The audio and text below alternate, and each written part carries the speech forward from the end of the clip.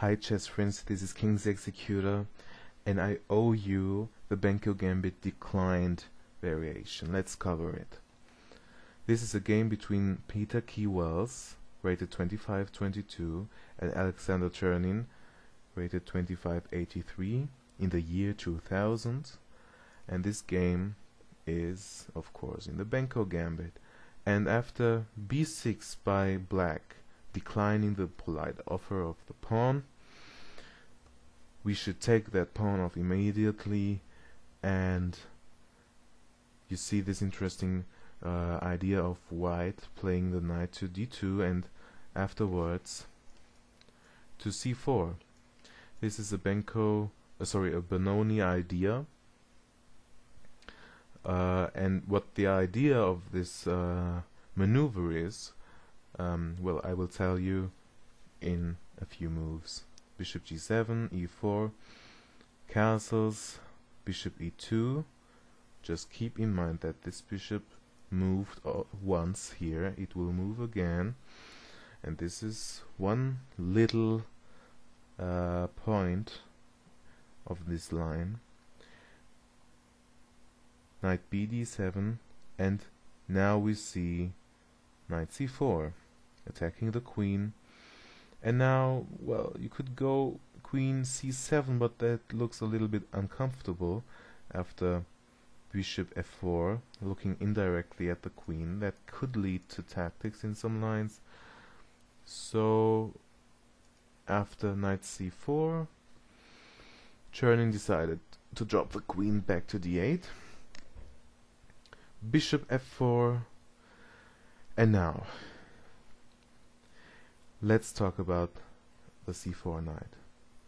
c4 knight obviously pressurizes these squares,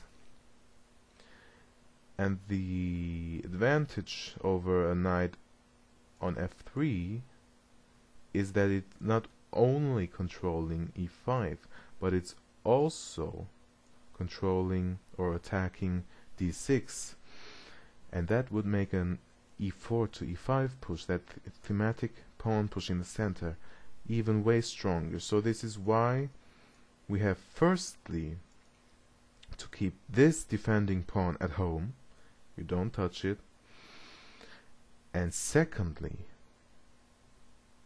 this is why we have to play knight b6 very soon to exchange off that strong knight.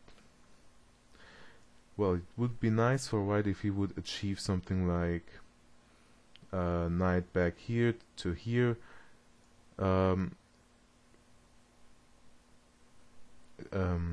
exchanging back on c4 if we exchange it off, but this of course leads to nothing because that knight can go back and exchange the second knight off.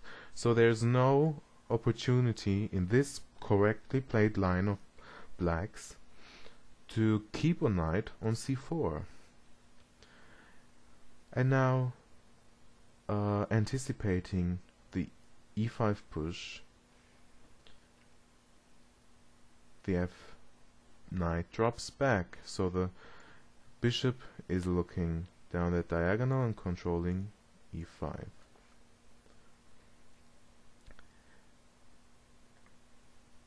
Queen d2 was played, which of course has a positional threat of bishop h6, and now we are thematically exchanging off the strong knights. Bishop h6 takes, attacking the queen, takes, and now Chernin went for bishop takes on h6 to dislodge the queen from a good square. It doesn't do much on h6. It might be looking threatening to a weaker player, but the queen is lonesome there, and a lonely queen can never attack a king. Rook b8, now making use of that open file with tempo, because you have to defend that pawn.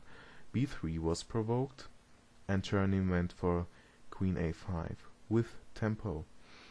Rook c1 defending the knight, which is pinned to the king. and bishop d7, again threatening the positional idea of exchanging off that bishop here, which would then force the pawn to recapture, and then we would have a lonesome pawn here and an open file to penetrate to. So this provokes a4, and now knight f6, attacking the e-pawn because its defender is pinned. And if you would mistakenly play queen e3, black could gain time on the queen and threaten to take on c4 with the knight. And let's just drop back. That of course again threatens the idea of, after recapturing, to penetrate this way and to win the pawn immediately even. So queen a2 could be a forced move, and after takes, well, rook b4 looks very strong. After that you can double up rooks and penetrate. What I see as well is that after the rook comes here, the queen could become very strong after queen back here. Let's give that another color. And queen here, let's do it this way. The queen comes here, and then here, and then here, controlling this diagonal, maybe penetrating this way, and these rooks could come here, and this pawn could come under pressure. So you see that exchanging off that Benko bishop is not the worst thing to do if you have the opportunity to exchange off strong white pieces. And the idea of that particular opening for black is not only to exchange pieces for your defensive cause, but also to make use of your very fluid pawn structure. And if you imagine all the heavy and light pieces are exchanged and off the board, it's way easier for black to control the center because of the move f6. f6 would control e5. That would make an e5 push by white later on impossible, because you could simply take that off. Even f4 and e5 is not possible, is not enough. You can chip away at that pawn with ideas like this, and you can try to get with your king active very fast by king f7, or let's give him that route here, here, here, and attack the pawns from behind. So this is the end game idea of the Benko Gambit, just to use your very fluid, nice pawns. So this is why you exchange off pieces here. It's not only to have a very simple and boring game, it's actually to win with your pawn structure. In this position, this is not the game continuation, this is just what could have happened if queen e3 was played and this position here and rook b4. White could go wrong easily with rook a1, and that would run into rook takes a4, because this knight is pinned again, and queen a4 would be answered by queen c3 check, and afterwards grabbing that queen here. So you see, this bishop move was strong beforehand, but that could be the possibility after the weak move queen e3, and that shows you how easy black could come under white could get under big pressure. Queen d2 was played by Peter Kewells, which is the correct move, unpinning the knight, which defends e4 now. Bishop back to c8, castles, and now knight to d7. So the bishop has done its job by provoking a4, so it can just go back, vacate this square for the knight, and now the knight can come here, exchange off that piece, and again you have a very lonesome a-pawn, which might be attacked by bishop back to d7, rook b4.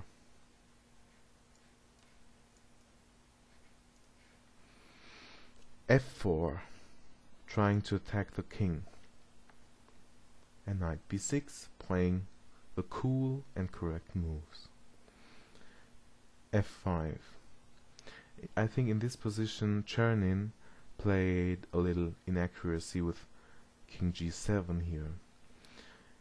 He should take on c4 to attack the queen with tempo, so takes here would be forced, and then go on with his plan, say king g7 here. He played king g7 before taking on c4. Let's look at it. Sorry, he played e5 then. White played e5, but f6 would be a stronger move, sacrificing the pawn temporarily to activate the queen, threatening queen takes f6 check or queen takes d6. It seems as though knight d7 is the best move according to the engines, and if queen takes d6, rook e8, queen back to f4, I think white is way better here, even better than the engines suggest. Let's just drop back to this position. What if takes and f6 in this position? Sorry, in this position the difference is let's go back here. What if f6 here takes and goes here? Then we could go queen d8, and the difference is, let's drop back to this position, that the queen can not directly come here, so let's take here first. Black would have to take on c4 in this position, but that would allow the Zwischenzug check. Goes back and takes, and yeah, this looks simply very nice. If queen d8 here, e5. So this is the difference in these positions. Let's just drop back here. So the knight should take immediately to vacate this defensive resource queen d8 with gain of time. Fortunately for black, white didn't see this opportunity and played e5, and I think what he hoped for was some sort of bishop takes here, in which case white would probably take on sacrificing the rook, and going here. I think this looks very strong. Black could go on and well, instead of recapturing here, the Zwischenzug here and takes. This could be one possibility.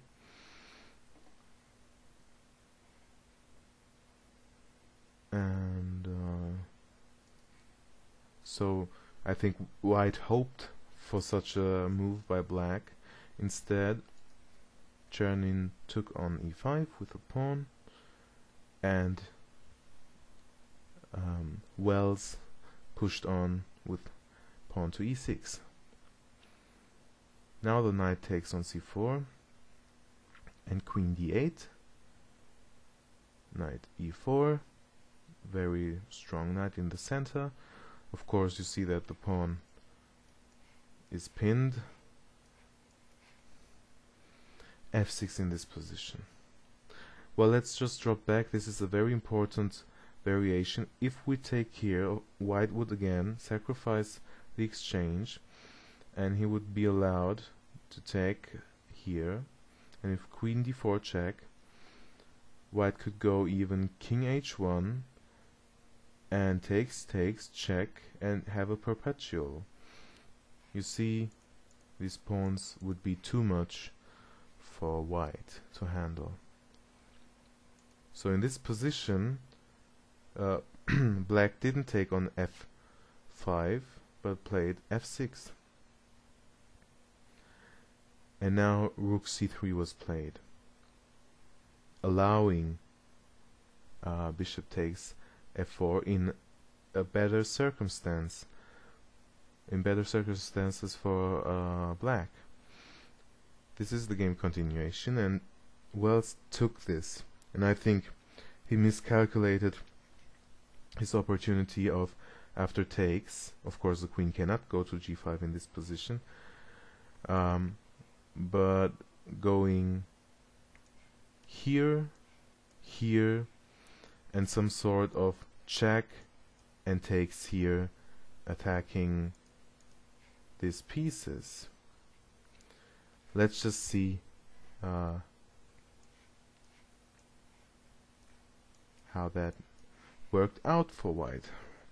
Rook h3, keeping the knight on pre here, which was taken very confidently by Chernin, calling white's bluff, check, and king f7. And well, in this position white resigned. Why? His plan doesn't work. Check. And now there are two ideas. Of course, if queen takes e7, we just take it off, and we're ahead one rook and central passed pawns. And I think the initial idea was taking here and regaining material on the last rank, but that would run into check, check, and now of course not king back to g1, which would be mate this way, and unfortunately king g3 is mate or met with mate on f4. And I think in this position Peter Wells saw that and resigned to Alexander Chernin. Let's summarize quickly the idea of the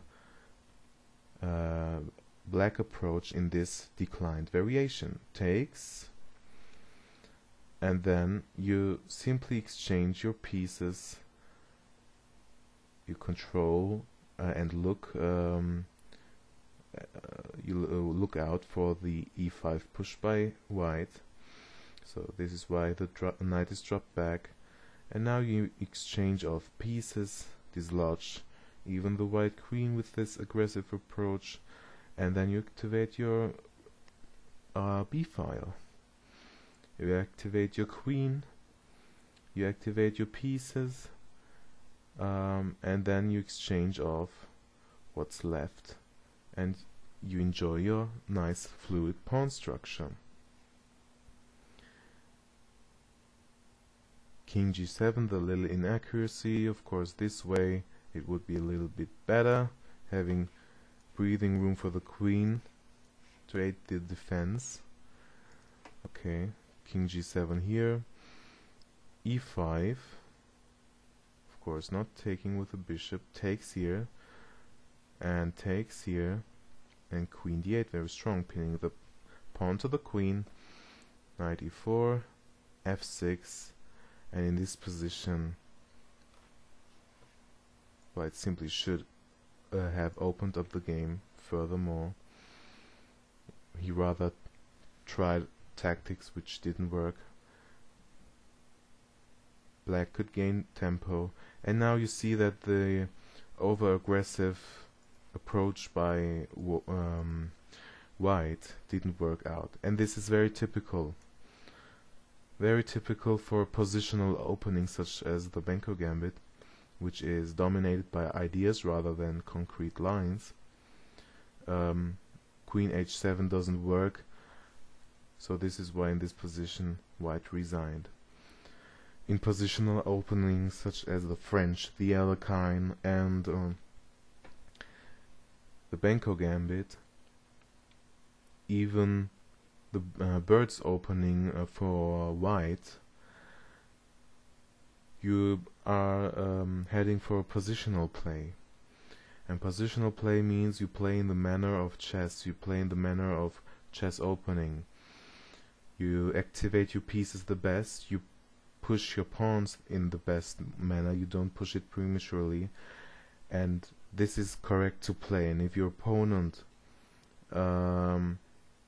tries to smash you in an positional opening, and if you just keep cool and play correct chess principal moves, answering his over-aggressive approach, then your pieces are going to splash in your opponent's face.